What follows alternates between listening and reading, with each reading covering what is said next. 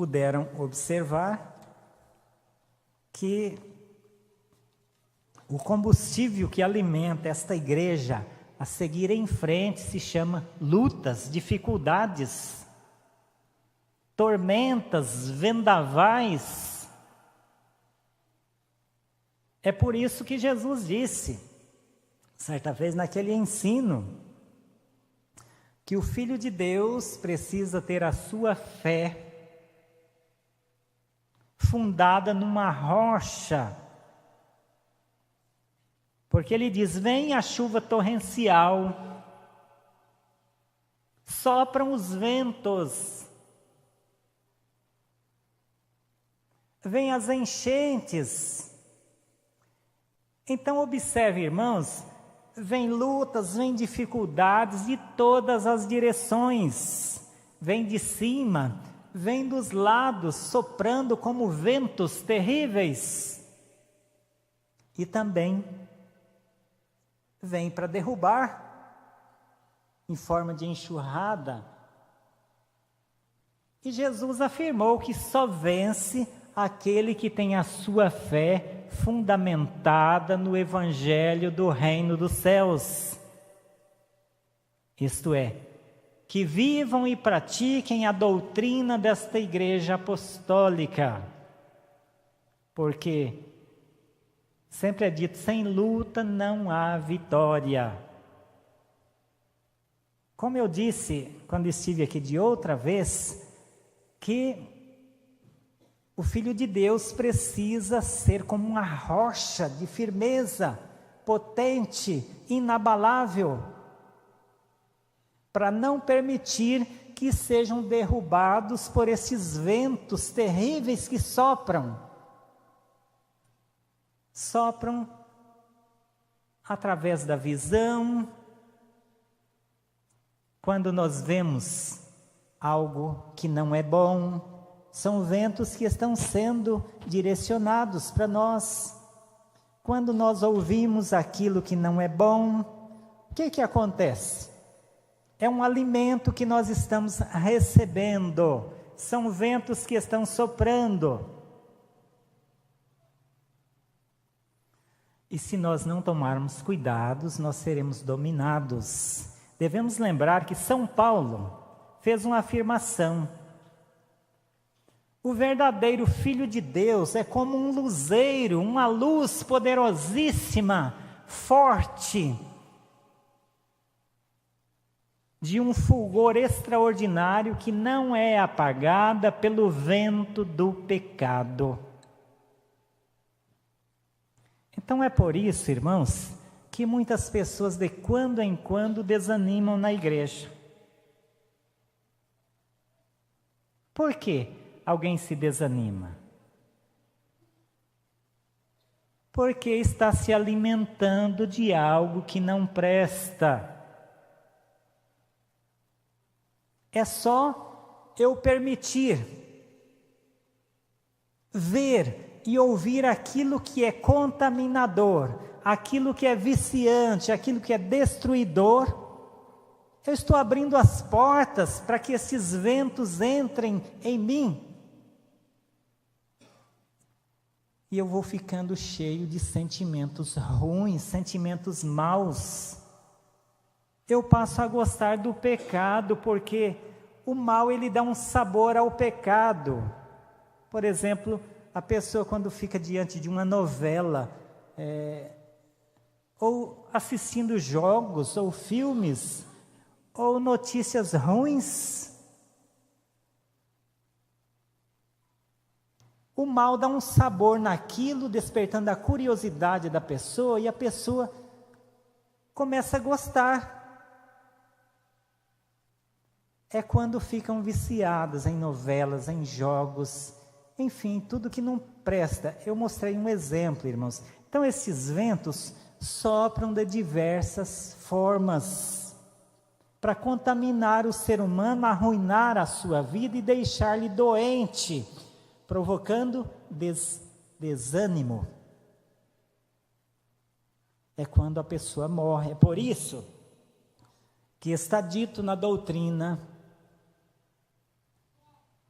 Ao espírito abatido, ao espírito desanimado, quem o levantará? Ninguém, nem Deus não levanta, é impossível. Porque somente a própria pessoa precisa reagir, precisa ver o que lhe derrubou, por que caiu, por que fora destruído, porque os maus sentimentos lhe dominaram. Então, a pessoa é que abre as portas para o mundanismo e o pecado. Então, é por isso que o apóstolo São Paulo disse que nos tempos do fim haveriam tempos trabalhosos, de perseguições, de lutas, de dificuldades. Mas é na hora da luta que se conhece o valente. Alguém pode pensar, puxa, eu estou sendo um Jó, porque ninguém sofre mais do que eu. Não é possível. Mas, quando nós estamos diante de tormentas, irmãos, diante de lutas, nós estamos sendo provados. São Pedro mesmo falou a esse respeito. Amados, não estranheis a ardente prova que vem sobre vós para vos tentar.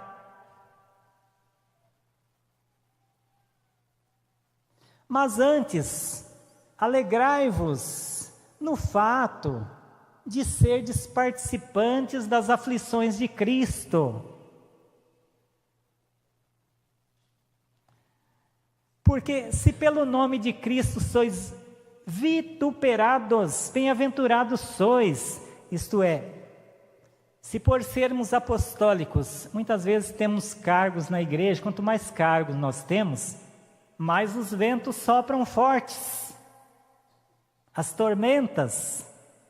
Então, se pelo nome de Cristo, se por sermos apostólicos da Santa Voz, somos vituperados, isto é, somos tentados, somos provocados de diversas formas, então nós estamos sendo preparados, instruídos para enfrentarmos lutas mais difíceis, porque quando vem uma luta difícil, parece que é impossível de vencer. Mas lembrem-se, irmãos, nós estamos sendo testados, provados, para exercermos ministério de mais responsabilidade na igreja, porque nesta igreja precisa de pessoas valentes, determinadas.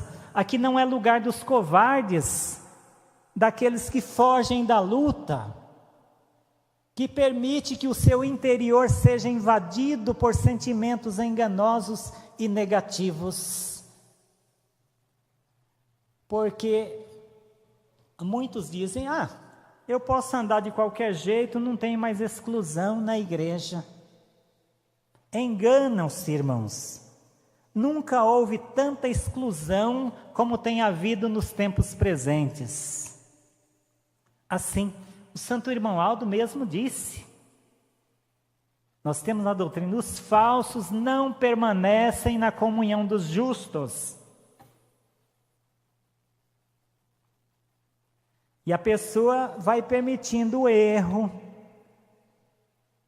Quando ele começa a se alimentar do pecado, ele vai desanimando de obedecer a doutrina e a disciplina da igreja. Os ventos já entraram para dentro e vai sair como? Vai refletir em indisciplina, em comportamentos errados, estranhos. Então a pessoa, um pecado vai atraindo o outro, e a pessoa vai pecando, não se arrepende de forma nenhuma, porque não ama, perdeu todo o amor.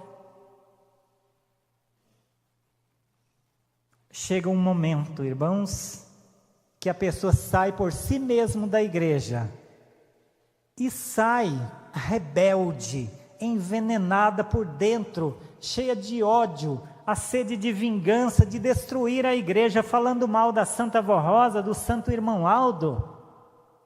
Então não é novidade para nós as lutas que estão vindo sobre a nossa igreja. É para testar a nós, é para testar a direção da igreja, é para testar os pastores, para ver se nós estamos realmente firmes. Porque Jesus fez uma afirmação, que o bom pastor não abandona as suas ovelhas, o bom pastor dá a vida pelas suas ovelhas. Mas o mercenário, o falso pastor, como no caso, os que querem tomar a igreja, esses são falsos pastores, falsos obreiros, que procuram pular a cerca, entrar por onde não foi chamado, e não por meio correto, como nós elegemos um conselho para administrar a nossa igreja. Então, ninguém se preocupem, confiem na Santa Vó Rosa e no Santo Irmão Aldo, que esta igreja ninguém vencerá, esta igreja é da Santa Vó Rosa e do Santo Irmão Aldo. Mas lembre-se, igreja é aquele que é obediente, é aquele que é fiel aos ensinos desta igreja, que obedece à doutrina e à disciplina da igreja apostólica. Então, os apostólicos verdadeiros são os obedientes. Eu convido a igreja para se colocar em pé.